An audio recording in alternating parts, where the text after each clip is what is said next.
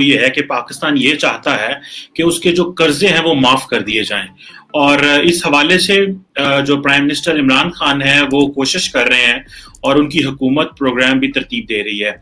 इस हवाले से कल पाकिस्तान के अंदर एक जो है वो वर्ल्ड एनवायरनमेंट डे मनाया गया, जिसमें बरतानिया, चाइना के जो यूएन के जो ऑफिशियल्स थे, सदर और प्राइम मिनिस्टर लेवल के जो लोग थे, उनके पैगामात सुनाए गए। और यूनाइटेड नेशंस जो डेकेड एक मना रही है इकोसिस्टम रेस्टोरेशन की, उसके ऊपर काफी बात हुई। और पाकिस्तान चाहता है कि इसके जो तकरीबन $11.5 बिलियन के कर्जे पेरिस क्लब के जरिए से हमने जो कर्जे लिए हैं वो माफ कर दिए जाएं।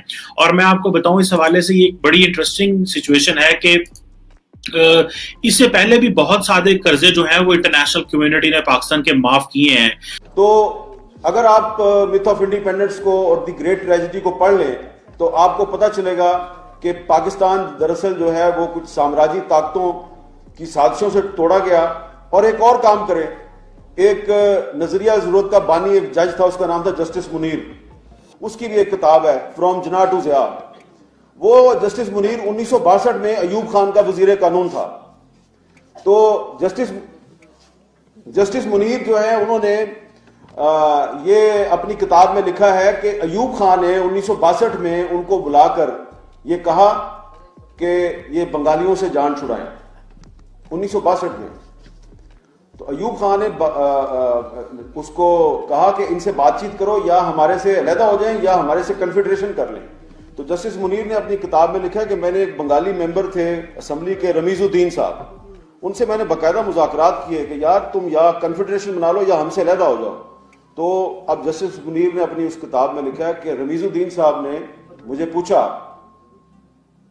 कि मेजॉरिटी में कौन है, बंगाली मेजॉरिटी में है या तुम पंजाबी मेजॉरिटी में हो, क्योंकि वो वेस्ट पाकिस्तान को पंजाबी कहते थे। तो जस्टिस मुनीर ने कहा कि आप मेजॉरिटी में हैं। तो उसने कहा okay, if we are majority we are Pakistan, तुमने पाकिस्तान में रहना है तो रहो, नहीं रहना तो तुम हमसे अलहदा हो जाओ। तो 1962 में पाकिस्तान के फौजी सदर अयूब खान ने अपने वजीर कानून के जरिए पाकिस्तान को तोड़ने के लिए मुज़ाकरात किए बंगालियों के साथ। बंगालियों ने कहा हमने पाकिस्तान नहीं तोड़ना, तुमने तोड़ना है तो तोड़ दो। लेकिन अफसोस की बात यह है कि अब वो किताब थी जो फ्रॉम जिना टू ज़िया, उस पे ज़ियाउल हक ने पाबंदी लगा दी, लेकिन अब तो पाबंदी नहीं है। तो मैं बार बार उस किताब का जिक्र करता हूं, लेकिन हमारे जो लीडर हैं बड़े बड़े, इवन पीपल्स पार्टी के लीडर जो हैं, उनको 2-3 को तो मैंने खुद किताब दी। मैंने कहा यार ये किताब लो, पढ़ो, जाके असेंबली में तकरीर करो, पढ़ते ही नहीं। ये एक शिकवा है। निराली साहब, किसके इशारे पर उनकी जानिब से ऐसा स्टेटमेंट आया अफगान मुशीर का? देखिए, मैं हैरान हूं कि शाह महमूद कुरैशी साहब को वो चीज़ नहीं पता है जो हर बच्चे को पता है अफ़गानिस्तान और पाकिस्तान में, और वो ये है कि काबुल आपसे नफ़रत करता है। देखिए, उनको पता है कि वो आप उनको तालिबान के साथ एग्रीमेंट उनका आप नहीं ले सकते, उनके लिए उनको आप उनके साथ एग्रीमेंट नहीं दे सकते। वो ये भी पता है, उनको ये पता है कि आपका 20 साल का जो रिलेशनशिप है तालिबान से, वो आप तोड़ेंगे नहीं काबुल के लिए। तो मैं ये जानना चाहता हूं आप उनके लिए कर क्या सकते हैं? आप उनके साथ नहीं जाएंगे, आप उनको मदद नहीं कर सकेंगे, तो नेचुरली उन लोग कहेंगे कि ये लोग जो हैं हमारे लिए बेकार हैं, ये कुछ नहीं कर सकते। और उनको ये भी पता है कि अगर आपके खिलाफ लड़ेंगे तो हिंदुस्तान से पैसे मिलेंगे।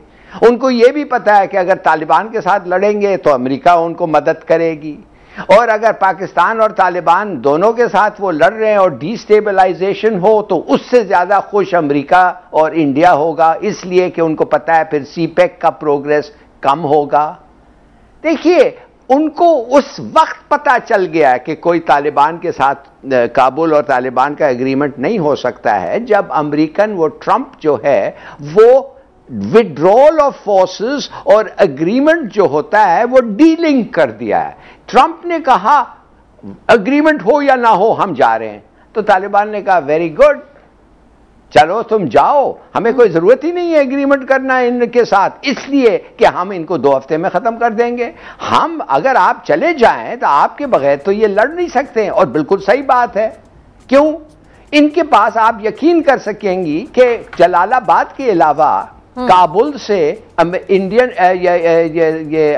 ANA Afghan national army Kabul से जलालाबाद ये एक ही रोड है जिस पे वो जा सकते। कंदहार नहीं है, नहीं जा सकते, उधर तालिबान है। ये हेरात नहीं जा सकते, तालिबान है। दोस्तम के साथ नहीं, उधर नहीं जा सकते। नवाज शरीफ, वो क्या कहते हैं, वो मज़ार शरीफ, उधर भी तालिबान ये है। तो मैं आपको सिर्फ ये बताना चाहता हूं, हम उनके लिए कुछ नहीं कर सकते, बल्कि उनका एक इंसेंटिव है हमारे साथ लड़ें कि हिंदुस्तान फिर उनके साथ आता है। तालिबान के साथ लड़ें, अमेरिका उनको मदद करने के आता है। तो it's this kind of a situation. लेकिन हिलाली साहब, अफगानिस्तान को फिर पाकिस्तान कैसे टैकल करे? एक तो हम तो उनकी भलाई चाहते हैं ना कि जी पड़ोस में अमन हो जाए, लेकिन अब वो आगे से उल्टा हमें ऊटपटांग बातें करेंगे, तो फिर इस तरह क्या उनके साथ कैसे डील करें? तो आपको क्या प्रॉब्लम है भाई? ये अफगानिस्तान का प्रॉब्लम है, आपको क्या प्रॉब्लम है? हाँ, अगर वो तालिबान, मिसाल के तौर पे अगर तालिबान गवर्नमेंट बना लेती है और वो भी आपको अटैक करती है तो फिर आपको उनके खिलाफ लड़ना पड़ेगा।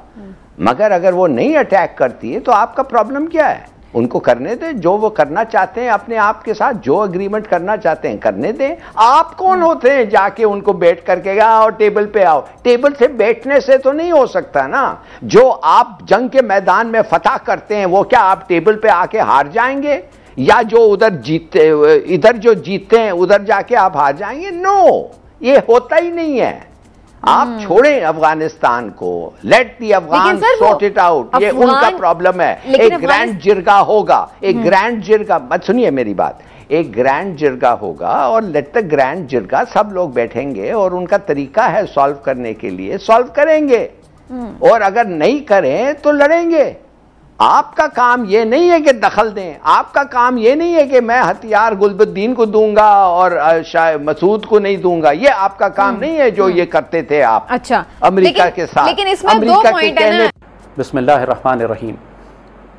चंद रोज पहले जब हमने ये बात कही कि पाकिस्तान की रियासत को फ़लस्तीनियों की इमदाद के लिए भरपूर सामान भेजना चाहिए, हत्ता कि उनकी हिफाजत के लिए मुसल्लह फ़ौजी दस्ते और पाक फ़ज़ाइया को भी जाना चाहिए, तो इस पर बहुत सारे लोगों ने हम पर एतराज़ किया कि पाकिस्तान आपसे संभाला नहीं जाता है, कश्मीर को आप आज़ाद नहीं करा सके, गरीब मुल्क हम हैं, हम पर FATF की पाबंदियाँ लग जाएंगी, पाकिस्तान के पास कोई ज़मीनी रास्ता नहीं है फ़लस्तीन तक जाने का, हमें क्या पड़ी है हम फ़लस्तीनियों के प्लीज़ सामान भेजें, अपना ही घर संभाल लें तो बड़ी बात है, हम तो बेगर्स कांट बी चूजर्स। इस किस्म की शर्मनाक बातें की गई कि यकीन कीजिए एक पाकिस्तानी मुसलमान की हैसियत से मेरा सर शर्म से झुक गया। और आज इसीलिए हम अपनी पूरी पाकिस्तानी कौम को कुछ तारीख याद दिलाना चाहते हैं, कुछ अल्लाह की हिकमत और अल्लाह का हुक्म याद दिलाना चाहते हैं। खुदाए जिंदा जिंदों का खुदा है, तने बेरूह से बेजार है हक। जब इंसान मुर्दा हो जाए, जब इंसान की रूह मर जाए, जब इंसान के अंदर शर्म, गैरत और हया ख़त्म हो जाए, जब वो इस किस्म की बातें करता है। एक जानिब हमें सईदी रसूलुल्लाह ने फरमाया है कि मुसलमान एक जिस्म की मानंद है, एक हिस्से को तकलीफ हो तो पूरा जिस्म बेचैन हो जाता है। कुरान पाक में अल्लाह जलाल में फरमाता है कि क्या हो गया है तुमको कि मुसलमान औरतें और मर्द और बच्चे और कमज़ोर और मुस्तज़फ़ीन तुम्हें पुकार रहे हैं मदद के लिए कि या अल्लाह पहुँच, अपने बंदों को भेज जो हमें इस जुल्म से निजात दिलाएं, जालिमों से और काफिरों से निजात दिलाएं, और तुम ज़मीन से चिपक के रह जाते हो। जी बिल्कुल, एक झूठी, एक बेबुनियाद, एक मनफी प्रोपेगेंडा किया गया मेरे बारे में।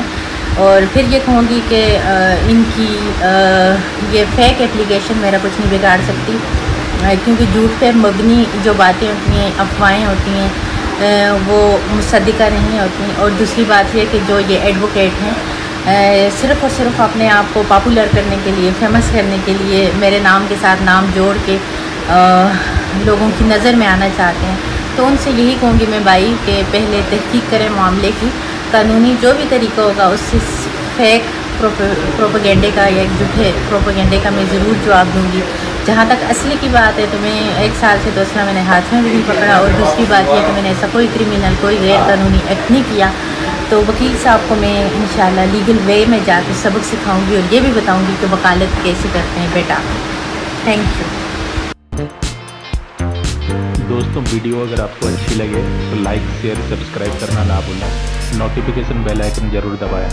धन्यवाद।